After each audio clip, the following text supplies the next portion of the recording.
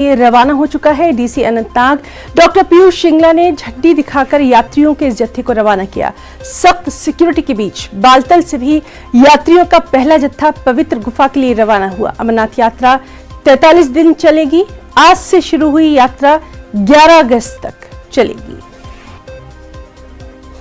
इस वक्त हमारे साथ मौजूद है हमारे साथी मुदस्सिर, आपसे हम जानना चाहेंगे, लगातार हम देख रहे हैं सुबह से ही कि किस तरह से यात्रियों में खासा जोशो खरोश देखा जा रहा है, और वो भी क्यों ना 2 साल के बाद इस यात्रा का इस तरह से आगाज किया जा रहा है। तफसीलात चाहेंगे मुदस्सिर। बिल्कुल हिना, आज से बाज़ाब्ता तौर पर जिस तरह से आपने कहा अमरनाथ यात्रा का आगाज हुआ है, और इसी आगाज के साथ जो नुनवन बेस कैंप की अगर हम बात करेंगे तो यहाँ से पहला जत्था यात्रियों का रवाना हुआ जो हिमालयी पर्वतों की ओर अमरनाथ गुफा में जो है मुकद्दस शिवलिंगम, तो उसके दर्शन के लिए यहाँ से रवाना हुए हैं। और अभी जो ताज़ा तफसील है हमारे पास, तो यात्रियों ने जो यात्रा का पहला पड़ाव चंदनवाड़ी है वो पार कर दिया है, और यात्रा के लिए सख्त तरीन सिक्योरिटी इंतजाम किए गए हैं, और सख्त तरीन सिक्योरिटी ग्रिड में ये यात्री यहाँ से निकले हैं।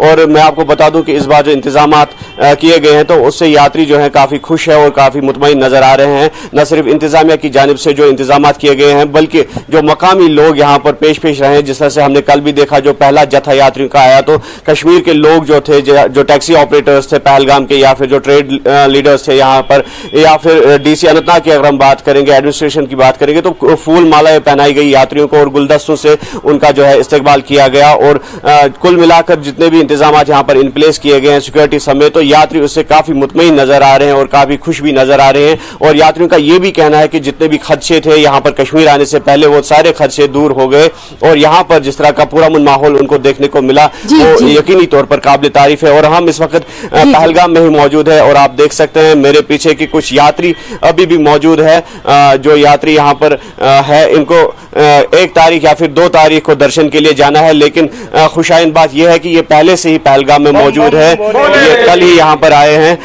पहले जत्थे के साथ। इनसे बात करेंगे, इनसे जानने की कोशिश करेंगे कि किस तरह का माहौल है। जी, नाम आपका और बताइए क्या? नरेंद्र बाकर जी। तो यात्रा के हवाले से क्या, कितने मुतमईन आप दिख रहे हैं, कितने संतुष्ट आप? यहाँ का माहौल वो एकदम बढ़िया है, अच्छा है, एकदम जो भी है ना वो बढ़िया अच्छा है जी।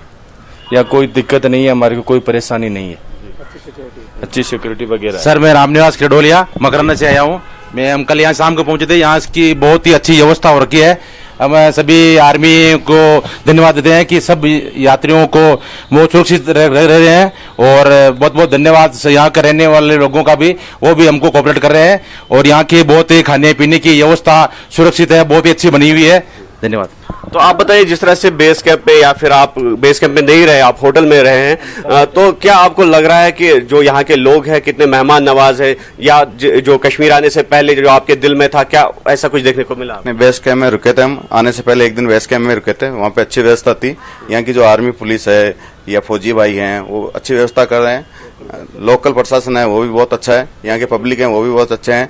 हमें ना तो रास्ते के अंदर तकलीफ हुई, ना यहाँ कोई तकलीफ हुई। रास्ते के अंदर हमारे पास में अच्छी सिक्योरिटी थी, हर जगह के चप्पे चप्पे पे फौजी भाई तैनात थे, अच्छी सुविधा दे रहे थे। ऐसा माहौल लग रहा पहले ऐसा था कि कुछ वो बिल्कुल सिक्योरिटी के पुख्ता इंतजाम किए गए हैं। लगातार इस अहम खबर से मुताल्लिक तमाम तर तफसीलात हम अपने नाज़रीन तक पहुंचाते रहेंगे। मुदस्सिर कादरी आपका और आपके साथ जो खास मेहमान रहे सभी